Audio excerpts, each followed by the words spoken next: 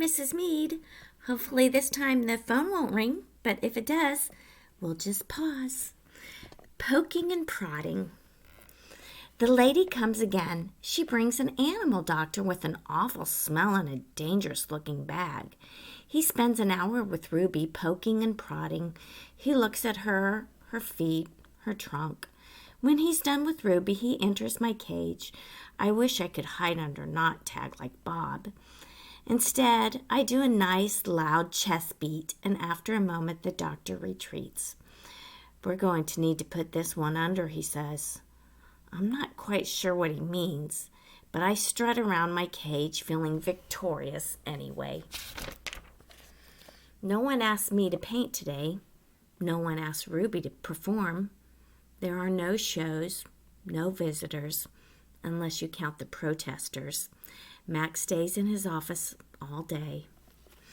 More boxes. I wake up from a long morning nap. Bob is on my belly, but he isn't asleep. He's watching the ring where 4 men are placing a large metal box. It's me-sized. What's that, I ask, still blurry from sleep. Bob nuzzles my chin. I believe that box is for you, my friend. I'm not sure what he means. Me? They brought in a bunch of boxes while you were sleeping. Looks to me like they're taking the whole lot of you, he says, casually licking a paw. Even Thelma. Taking, I repeat. Taking us where? Well, some to the zoo, probably. Others to the animal shelter where humans will try to find them homes. Bob shakes himself. So I guess all good things must come to an end, huh? His voice is bright, but his eyes are far away and sad. I'm going to miss your stomach, big guy. Bob shuts his eyes. He makes an odd noise in his throat. But what about you, I ask. I can't tell if Bob's just pretending to sleep, but he doesn't answer. I gaze at the huge, shadowy box, and suddenly I understand how Ruby feels. I don't want to go into that box. The last time I was in a box, my sister died. Goodbye. When George and Julia come that night, George doesn't get his mop or his broom. He gathers up his tools and belongings while Julia runs to my cage. This is my last night, Ivan, she says, and she presses her palm to my glass. Mac fired my dad. Tears slip down her cheeks. But the zoo lady said maybe they'll have an opening there in a while, cleaning cages and stuff. I walk to the glass that separates us. I put my hand where Julia's is, palm to palm, finger to finger. My hand is bigger, but they're not so very different. I'm going to miss you, Julia says, and Ruby and Bob, but this is a good thing, really it is. You deserve a different life. I stare into her dark eyes and wish I had words for her. Sniffling, she goes to Ruby's cage. Have a good life, Ruby, she says. Ruby makes a little rumbling sound. She puts her trunk between the bars and touches Julia's shoulder. Where is Bob anyway? Julia asks. She looks around under tables in my cage by the trash can. Dad, she calls. Have you seen Bob? Bob? Nope, George says. Julia's brow wrinkles. What's going to happen to him, Dad? What if Max shuts down the whole mall? He says he's going to try to keep it open without the animals, George says. He stuffs his hands into his pockets. I'm worried about Bob, too, but he's a survivor. You know what, Dad? Julia gets a gleam in her eyes. Bob could live with us. Mom loves dogs, and he could keep her company. And Jules, I'm not even sure if I have a job yet. I might not even be able to feed you, let alone some mutt. My dog walking money. Sorry, Jules. Julia nods. I understand. She starts to leave and then runs back to my cage. I almost forgot. This is for you, Ivan. She slips a piece of paper into my cage. It's a drawing of Ruby and me.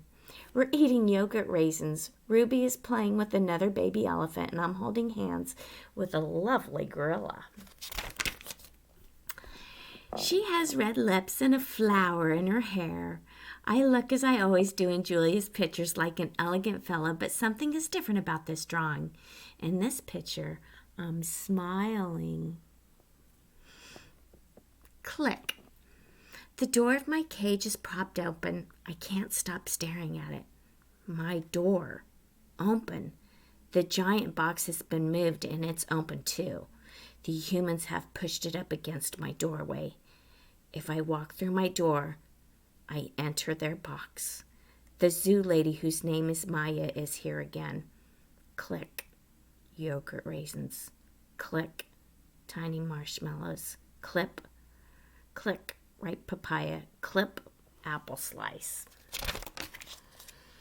Hour after hour, click after click. I look over at Ruby and she waits to see what I will do. I touch the box. I sniff the dark interior where the ripe mango waits. Click, click, click. I have to do it. Ruby is watching me from between the bars of the cage and this box is the way out. I step inside. An idea. After I leave the box and step back into my cage, I get an idea. A good one. I tell Bob he can sneak into my box with me and live at the zoo. Have you forgotten? I'm a wild beast, Ivan, he says, sniffing the floor for crumbs. I am untamed, undaunted. Bob samples a piece of celery and spits it out. Besides, they'd notice. Humans are dumb, but they're not that dumb. Respect. Ivan, Ruby says, do you think the other elephants will like me? I think they'll love you, Ruby. You're part of their family. Do you think the other gorillas will like me, Ruby? Do you think... Back up. Repeat. That didn't make sense. Do you think the other gorillas will like you? Ruby asks. I'm a silverback, Ruby, a leader. I pull back my shoulders and hold my head high. They don't have to like me. They have to respect me. Even as I tell her this, I wonder if I can even command their respect. I haven't had much practice being a real gorilla, much less a silverback. Do you think the other elephants will know any jokes? If they don't, I tell her, you can teach them. Ruby flaps her ears and she flicks her tail. You know what, Ivan? What? I ask. I think I'm going to go to the box tomorrow. I gaze at her fondly. I think that's a good idea, and I think Stella would have agreed. Do you think the other elephants will know how to play tag? I love tag. Me too, I say, and I think of my nimble sister racing through the brush, always just out of my reach. Photo. Late at night, Mac opens my cage. The full moon falls on his sagging shoulders. He seems smaller somehow. Bob, instantly alert, leaps off my stomach and dives under Knot Tag. Don't bother hiding, dog, Mac says. I know you sleep in here. Mac settles onto a tire swing. Might as well stay one more night. Your buddy's leaving tomorrow. Tomorrow? My stomach drops. I'm not ready. I need more time. I haven't said my goodbyes. I haven't thought this through. Mac pulls a small photo out of his shirt pocket. It's me when I was young. Mac and I are in the front of his convertible. I'm wearing a baseball cap and eating an ice cream cone. I was a handsome lad, but I have to admit, I look ridiculous. Nothing like a real gorilla. We had some laughs, didn't we, Guy, Mac says. Remember when we went on that roller coaster? Or that time I tried to teach you to play basketball? Max shakes his head, chuckling. You had a lousy jump shot. He stands, sighs, looks around. He puts the photo back into his pocket. I'm going to miss you, Ivan, he says, and then he leaves. He doesn't look back. Leaving. Early in the morning, Maya arrives with many other humans. Some have white coats, some have rustling papers.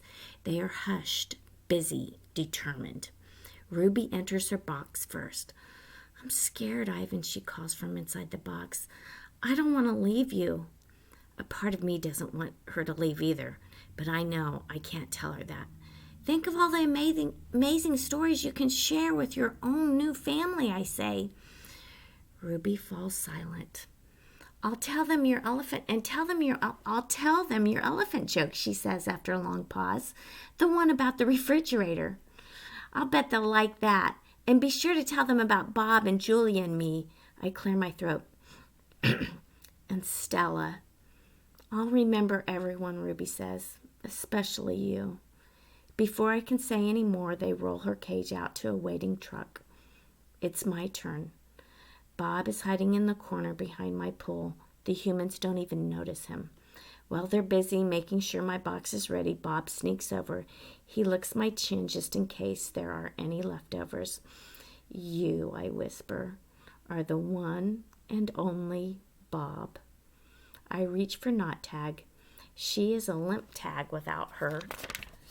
Stuffling dribbles of pink cover her fur. I hold her out to Bob. He tilts his head confused. To help you sleep, I say. Bob takes her in his teeth and slips away. Good boy. Good, Ivan. Good boy, Maya says when I run as I lumber into my box. I hear the clicker and I'm rewarded with a tiny marshmallow. When I'm settled, Maya gives me a sweet drink that tastes of mango and something bitter. My eyelids grow heavy. I want to see what happens next, but I'm sleepy, so sleepy. I dream I'm with Tag and we're swinging from vines while Stella watches. The sun slices through the thick ceiling of trees and the breeze tastes like fruit. My eyes flutter open. The box is moving. I am in the grumbling belly of some great beast. I fall back asleep. Oh, I can't wait to see what happens.